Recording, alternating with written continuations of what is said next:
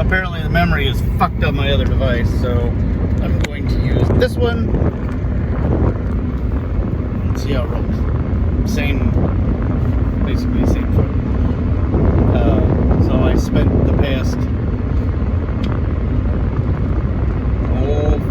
18 minutes talking to myself.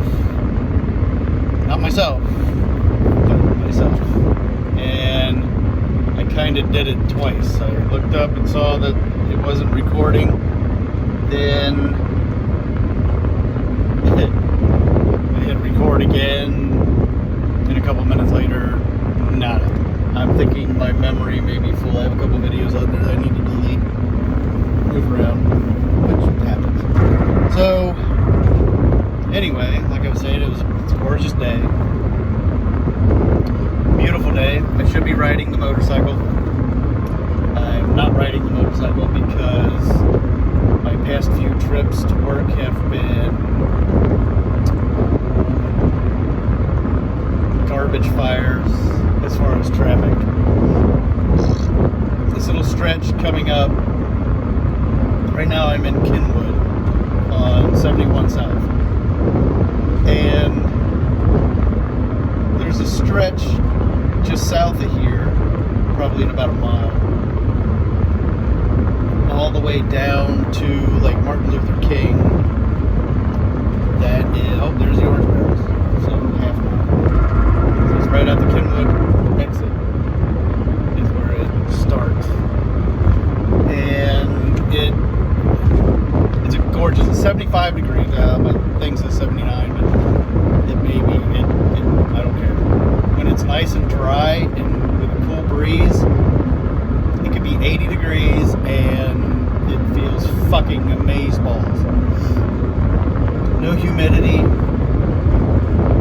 Perfect. I mean, absolutely perfect weather. I'll take this every day.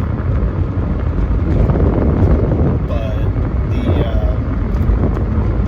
the idea of sitting in traffic on a motorcycle in that sun, even though it's nice, it's cool and calm, dry.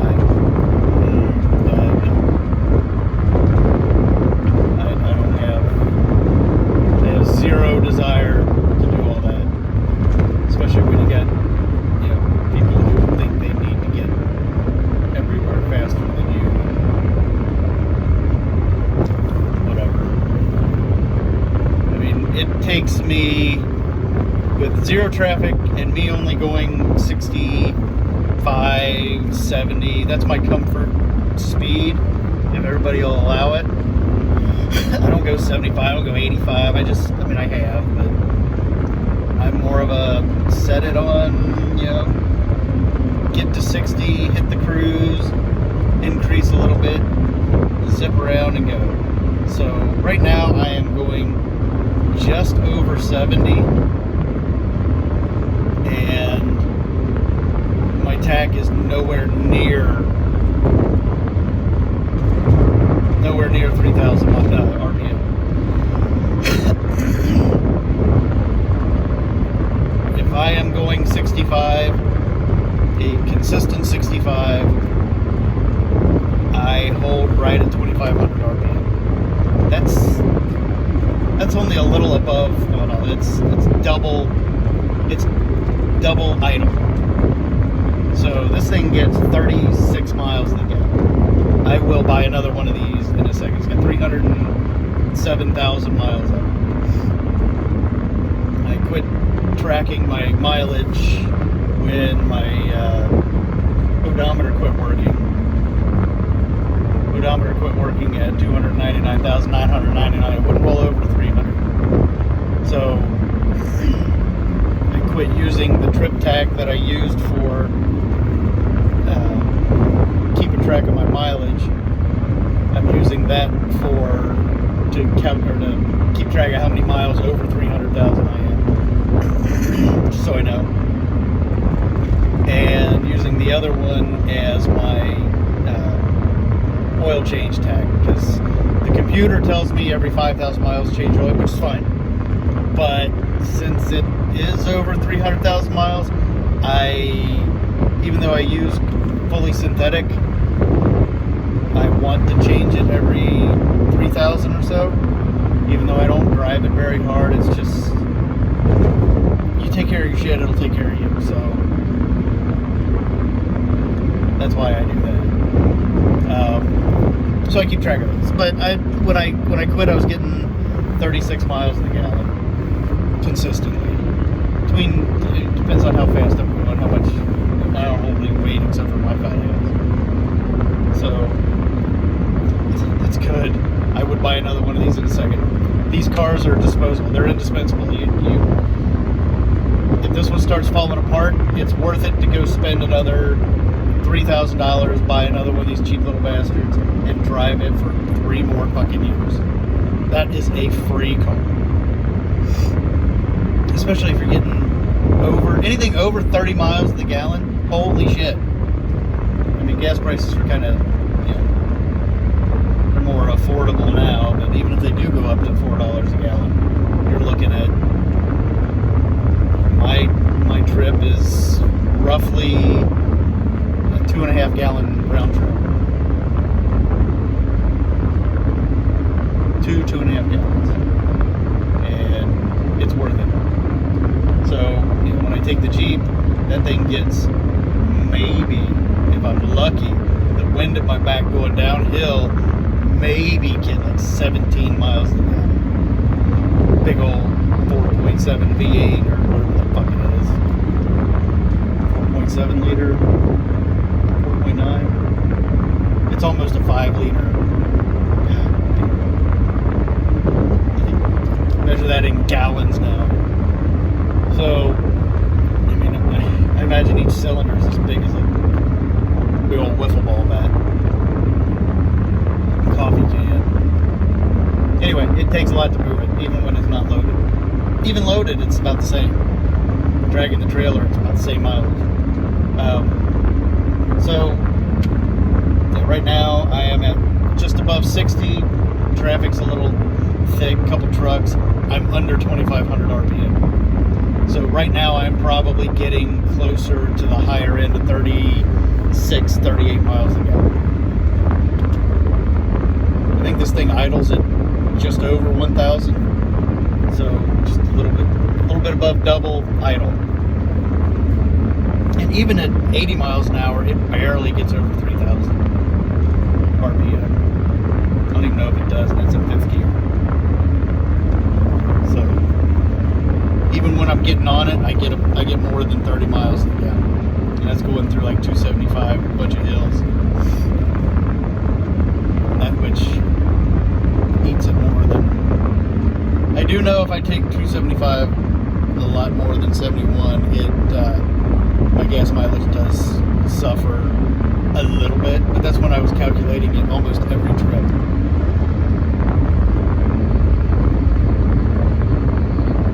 Them motherfuckers are going somewhere fun. Got the boat packed, probably going down to Cumberland or Norris. Fucking perfect weekend for it. This would be a perfect weekend to do anything other than work on the house.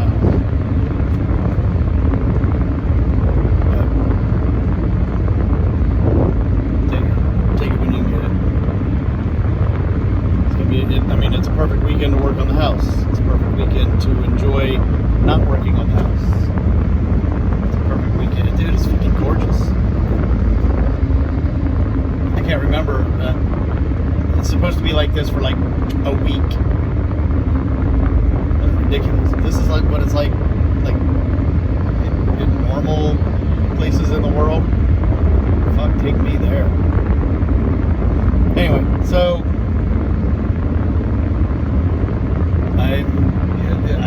I've been thinking a lot about mileage lately, and how I want to logistically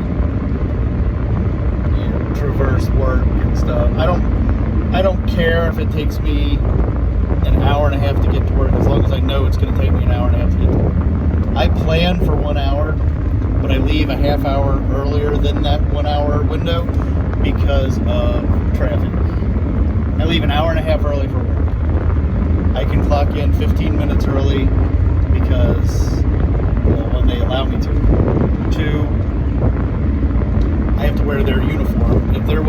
me to wear their uniform, part of my PPE, then they're going to pay me to put it on and pay me to take it off. So I get there a couple minutes early because we have a meeting right at 9:30, or we'll go there at 9:30. Right at 1:30 is our start time. So, and clock out at 10. So I will head to the locker room like 10 minutes before so I can get undressed and, geared down to go. So I generally make it to work in under right around 50 minutes. That is if I'm going 60, I'm going like, I don't have a digital read on it. I imagine I'm going like 64, 63 miles an hour right now. Cruise control on. And I'm right at 2,500 RPM. And that, like I said, that takes me about 50 minutes. If I was to get it, I can get to work in 35 minutes. I can get home in 35 minutes. I don't like speeding. I don't like going up. I don't need to go that fast. It benefits me none. But I know if I had to, for emergencies or whatever, I could make it without traffic, of course. So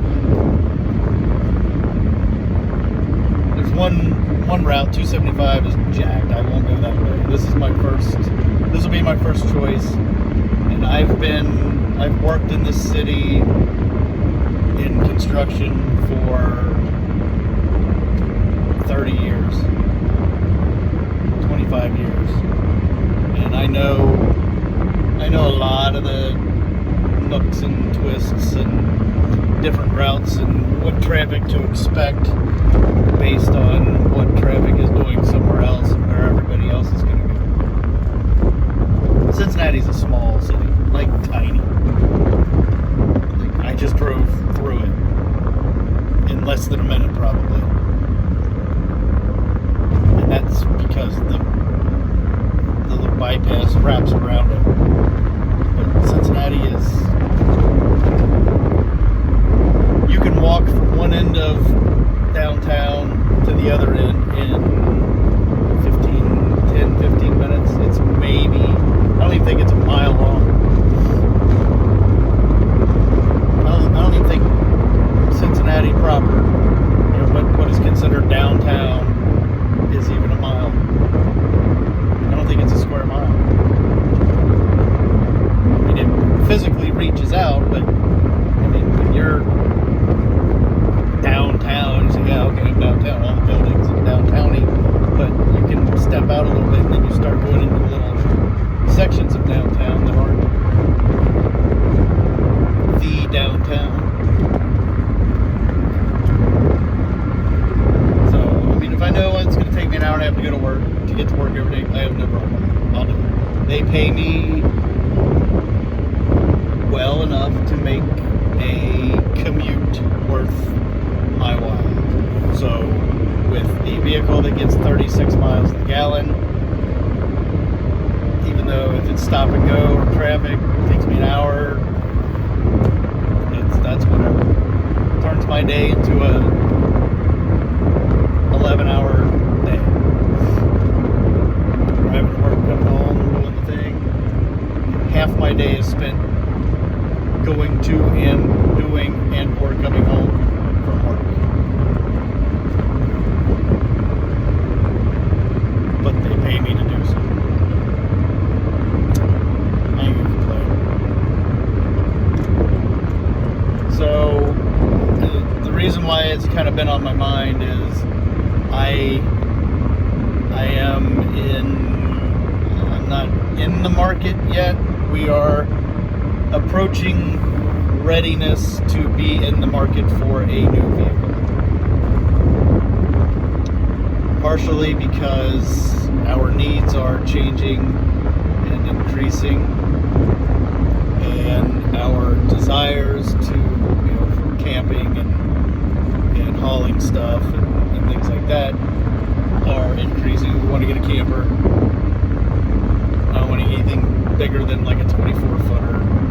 I don't want to get an RV because that's essentially an extra vehicle to take care of. And vehicles that sit,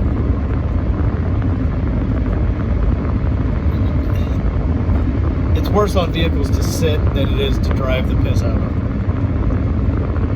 So, you know, the $30,000 camper sitting in the driveway that gets 10,000 miles on it a year, really, you know, versus buying one to travel the country. I would take one that's been around the country that has more miles on it than one that has been sitting.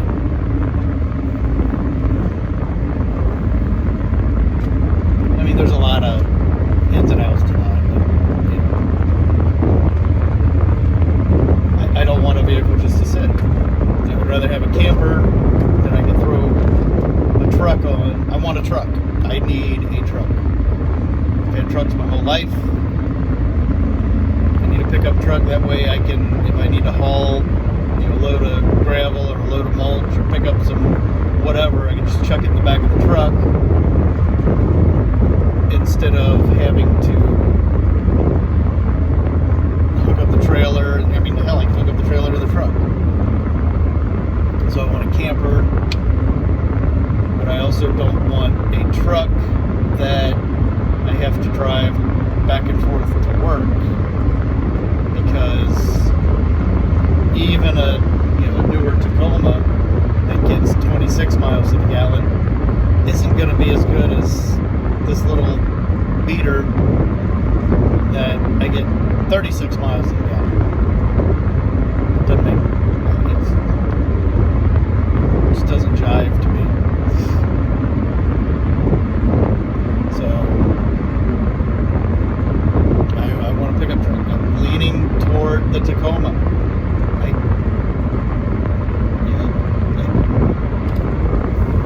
Decent towing package on the TRDs. I can haul 6,000 pounds. No problem. And I think tongue weight is like 1,200 pounds.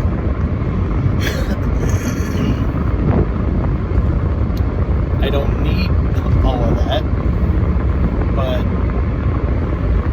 the trailer I want, the camper that I want to get is probably closer to like, topping out around 4,000 pounds. Something less than a 24-footer, 24-foot or less. Doesn't have to be, I want it to be, I want air conditioning. I want somewhere that I can go sit down. I don't plan on cooking in a damn trailer. I mean, it'd be nice to, like in winter or something, but you do a lot of meals and shit inside of a camper and all that grease and everything. You know how camping is. You got your bacon and fucking weird shit. I still want to do the outside, but I want somewhere. It's more for packing and going and storage than it is the luxury of having a camper for the sake of luxury. To me, I'm fine with whatever I can fit on my back, a couple pockets full of oatmeal, and I'm good. I'm good for a week. I don't need all that shit. But go out to enjoy it. You're outside, have a fire, kind of chill, suck down a couple cold ones, and then during the day when it's really hot, get somewhere to kind of sneak away to, get warm or get cool. Or in the winter, hunting trips. I can hunt in a tent, but it's just all the packing and setup and everything. It's really appealing to be able to just pull up. That's it, pretty much. So with a pickup truck, I can just drop it off and I can go do whatever I need to do. An RV, you're stuck. Either that or you haul the vehicle. So if we go somewhere, fuck, oh, my lunchbox triggered my seatbelt. So if I go somewhere and take the motorcycle, just load the bike in the back of the truck, hook up the camper, off we go. And that's selfishly for me, of course. So that's what we want. We saw one. It was perfect. I think it was an 18-foot. Or it might have been 23 foot, 19. I don't know. It had a queen size bed, and it had the bathroom. And I think it had a little sprinkler shower, sink, stove, refrigerator, dining room table, just basic open cabin style except for the bathroom. And it would have been perfect. It is perfect. That's exactly what I want. But, you know, we're in the infant stages of, we've been talking about it for a while, but we're in the beginning stages of actually taking the next step to do it. We've seen one that didn't fit our needs. If it was just me, I was buying, I would have bought it right. Yeah, but you know, she has desires and wants, and they're valid. And but we don't need anything huge, and we don't want to pop up. Pop-ups are fine. If it was just me, I would still rather have at the minimum a canned ham, just so I can keep all my shit in it. I don't have to worry about loading everything and unloading it. And, you know, in a pop-up, you got to store everything separate, and there's really not a lot of room inside the camper. And you know, in a regular camper, you could have everything just separate. You could have all your clothes and everything just staged. You decide, hey, you want to go camp this weekend? Sure, we'll stop by whatever store and pick up some ice, fill up the coolers. Boom, we're gone.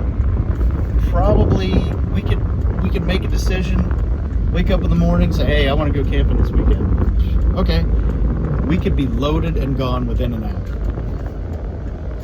Instead of, hey, I want to go camping this weekend. Okay, let me get all this shit together, find a place, do this, it's the convenience is very desirable. So that's what I want to do. I don't know why the fuck I've been rambling about nothing for 23 goddamn minutes. So I'm here, getting close to being to work. 40 minutes early. You know, tomorrow if I leave 20 minutes later than now, I'll be, you know, I run the risk of being 10 minutes late. So it is what it is. Do what it do. Now my air conditioner's kicking in right about the time I could roll down my windows. It's that nice out. I can roll down the windows, turn the AC off, and just be fucking tits out. Should have rode the bike today. It would have been a perfect day to ride the bike. But I didn't want to get stuck in traffic. Yep. Here I am. 40 minutes early to work. So I'll go sit in the parking lot and fuck off on my phone and play my Clash of Clans and be boring for the next 9 hours.